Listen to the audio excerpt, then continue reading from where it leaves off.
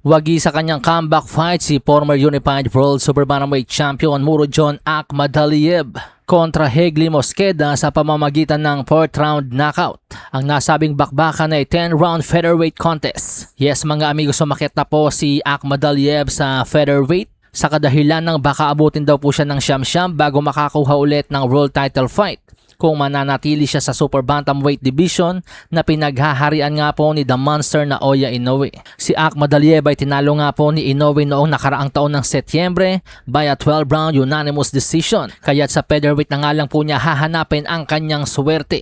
At maganda naman po ang kanyang naging panimula sa 126 dahil impresibo ang kanyang naging panalo kontra Mosqueda. 2 beses niyang pinabagsak si Mosqueda sa round 4. Una ng kanyang tamaan ng 1 and 2. Bagsak ang Venezuelan at ilang saglit nga lamang po tinapos na ni MJ ang laban sa pamamagitan ng kanyang mabisang kombinasyon. Samantala sa iba pang balita, politika sa boxing, pambihira ito mga amigos. WBC, inuutusan ang WBC World Cruiserweight Champion na si Noel Michaelian na idepensa ang kanyang titulo sa Unified World Cruiserweight Champion na si David Benavides. Nasasabing politika ito dahil unang-una, halos hindi po ginagawa ng mga sanctioning bodies na mag-utos sa kanilang kampyon na idepensa ang titulo sa kapwa-kampyon.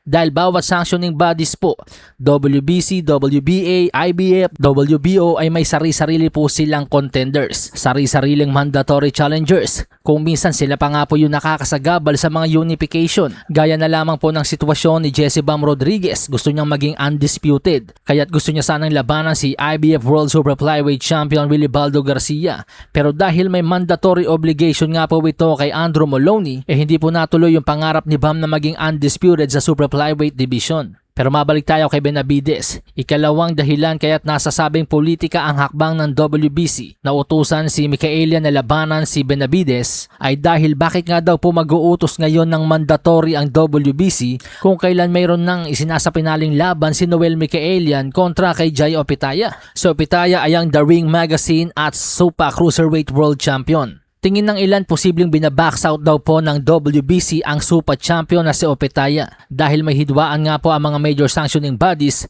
laban sa Super Boxing. Ang utos daw po ngayon ng WBC kay Michaelian, idepensa ang titulo kay Benavides at kapag hindi niya ito ginawa, siya po ay tatanggalan ng titulo.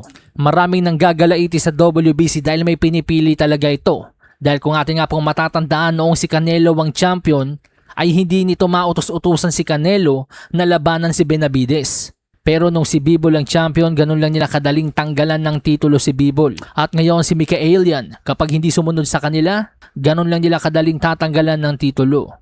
Sahin ang baraha, patunayan mo sa akin ha, sino man ang mabunot na kalaban, di ka